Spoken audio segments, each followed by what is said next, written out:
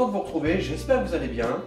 On se retrouve aujourd'hui dans ce film, je vais vous délivrer un petit peu mes petites astuces, mes petits secrets. On va travailler le gaz bar ensemble. On va faire un gaz bar avec une porte. Avant de commencer quoi que ce soit, on va faire une parenthèse, attention, danger.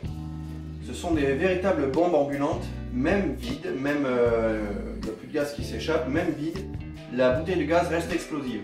C'est-à-dire qu'il reste toujours un résidu de gaz au fond et il suffit que le robinet soit ouvert, quelques étincelles et la connerie est vite arrivée. J'ai relativement l'habitude de travailler avec ces bouteilles de gaz, néanmoins je fais très attention, je suis très précautionneux pour faire attention à ne pas foutre le feu ni faire exploser la baraque. Je vais vous montrer au début de la vidéo comment je fais pour ouvrir le robinet et la vider correctement pour pouvoir travailler dessus après sans danger. Allez, avant toute chose, on va venir décrocher le robinet. C'est pas une mince affaire, j'ai de la chance d'avoir un poteau de ville dans le jardin, donc je vais pouvoir l'accrocher dessus. Vous allez voir que c'est pas si facile que ça de décrocher le robinet.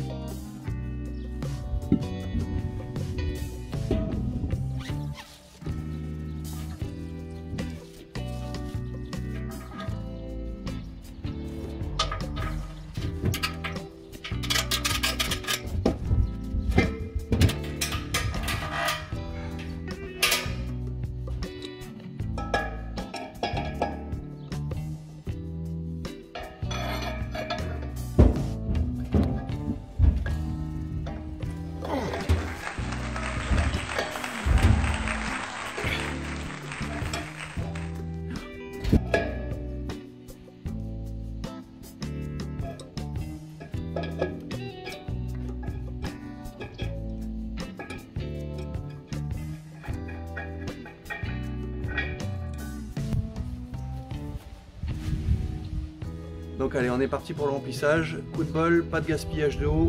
C'est de l'eau du puits qui vient de la nappe d'en dessous. Donc l'eau qui est utilisée sera reversée dans le terrain, donc ça retournera d'où ça vient.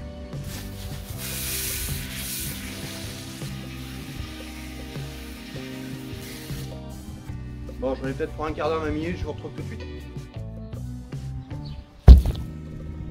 Allez, pendant que l'eau se vide, on va nettoyer le robinet en laiton avec les brosses métalliques sur les disqueuses et sur la Dremel. Gare à la disqueuse, il ne faut pas y aller trop fort parce que le laiton c'est quand même un alliage qui est relativement tendre, ça peut creuser ou même abîmer le laiton.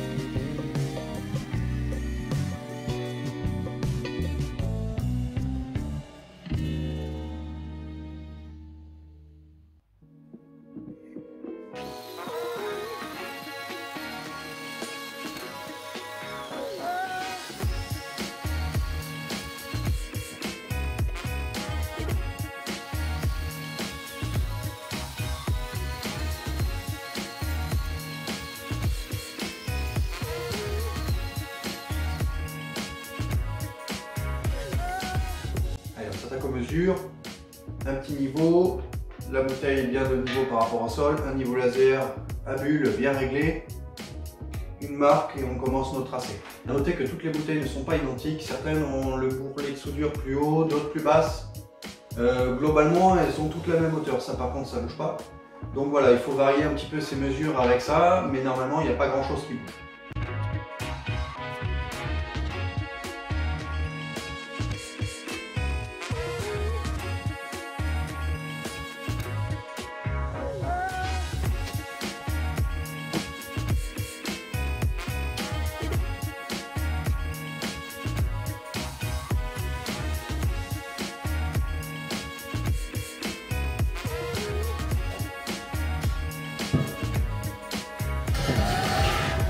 On passe à la coupe. Quelques conseils, mine de rien, avant d'attaquer. Je vous conseille vivement de mettre un tablier en cuir, ça évitera que vos fringues fondent.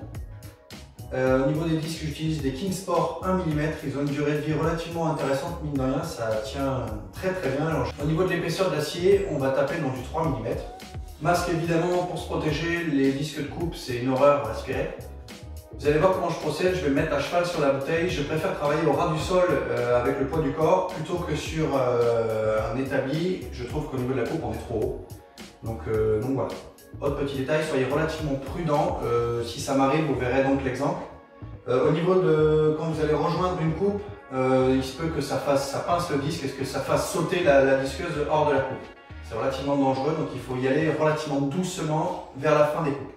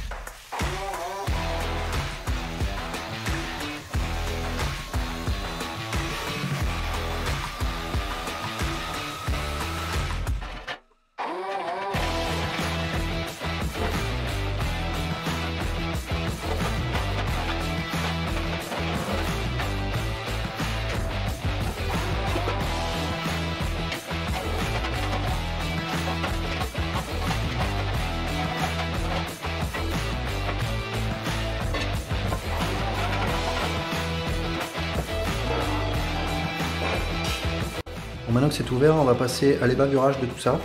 Ça coupe comme du rasoir, donc on va s'occuper de ça en priorité.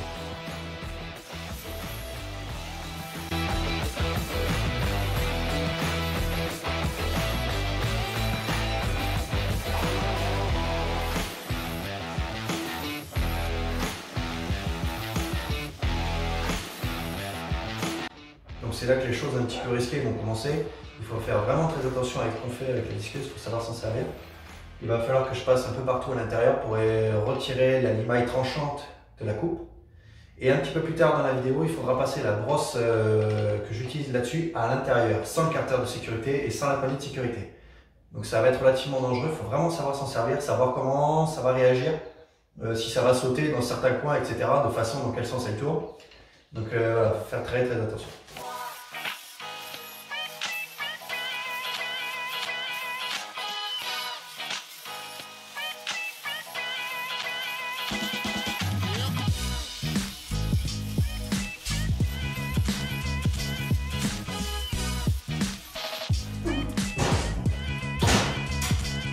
Un véritable jeu de patience va commencer avec la bouteille et nous. Il va falloir décaper le thermolacage, donc toute la peinture qu'il y a à l'extérieur. C'est une peinture relativement résistante, donc on va débuter le décapage. Il y en a pour au moins, en général, entre 4 et 5 heures à la louche.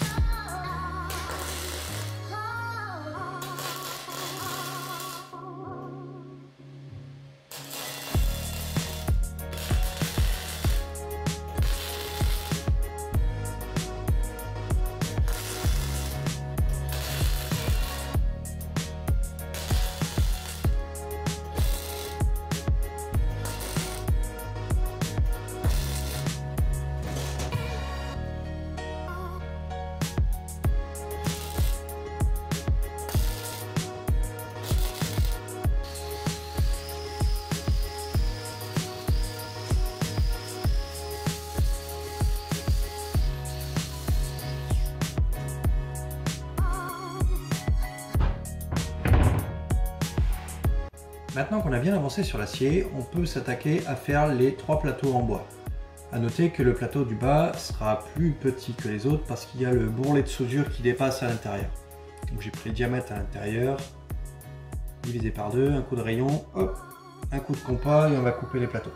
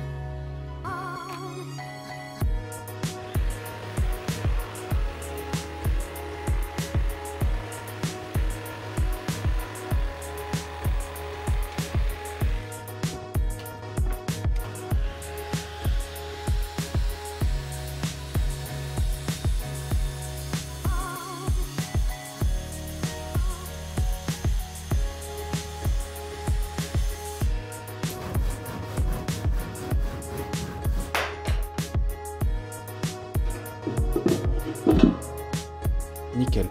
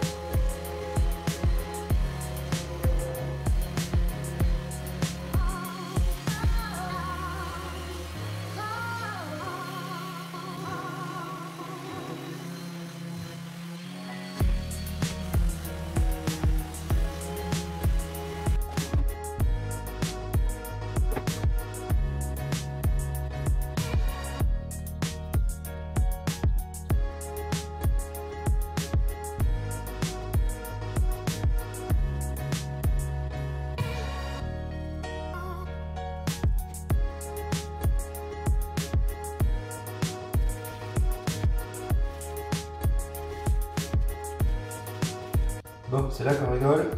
Il va falloir souder des petites plaques de maintien pour les plateaux à l'intérieur de la bouteille. Donc j'en ai fait 6 hors caméra tout à l'heure.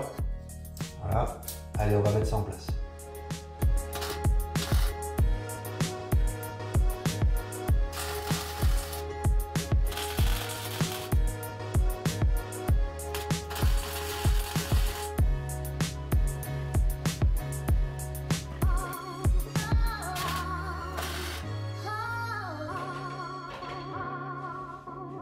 En général, je me sers de petits disques comme ça pour caler la porte, pour la surélever très légèrement pour pas qu'elle frotte le bas. 1 mm de coupe en bas, 1 mm de coupe en haut, ce qui me place au milieu.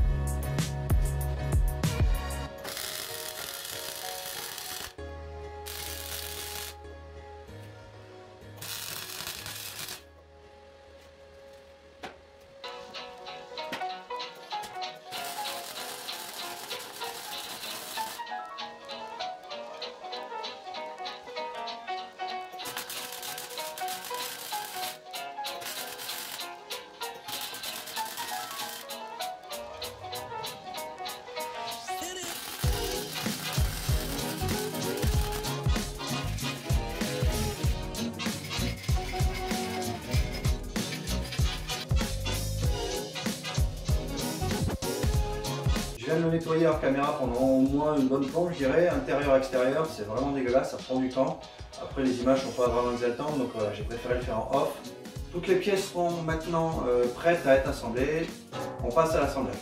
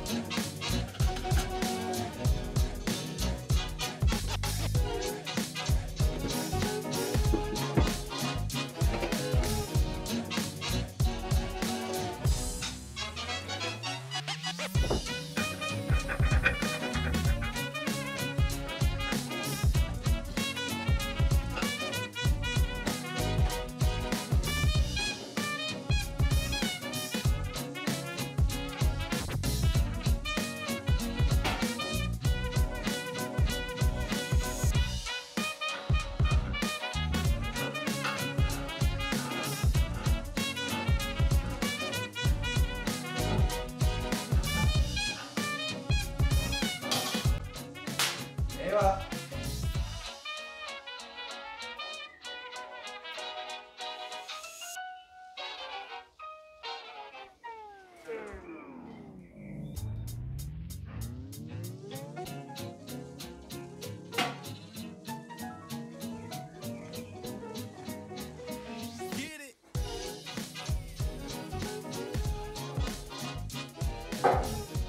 Voilà, c'était mes petites astuces et mes petits secrets de fabrication concernant le gaz bar. Il me semble pas avoir vu de vidéo complète sur un gaz bar sur YouTube, donc explosez-moi la barre de pouce bleu si vous avez aimé la vidéo. Donc au-delà de ça, tout s'est plutôt bien passé, tout est vraiment bien ressorti, je suis vraiment content, ça a vraiment de l'allure. J'aime beaucoup ce modèle avec une seule porte, à noter que vous pouvez mettre 3 portes, des portes pleines, des portes avec d'autres grillages ou sans rien du tout, vous pouvez les peindre, vous pouvez les polir, enfin faites ce que vous voulez. C'est une finition parmi tant d'autres, donc là c'est finition brute. Faites-moi péter cette barre de pouce bleu, n'oubliez pas de vous abonner à la chaîne, de cliquer sur la cloche pour recevoir les notifications sur les nouvelles vidéos qui arriveront. Et moi je vous dis à très vite pour de nouvelles réalisations. Chou.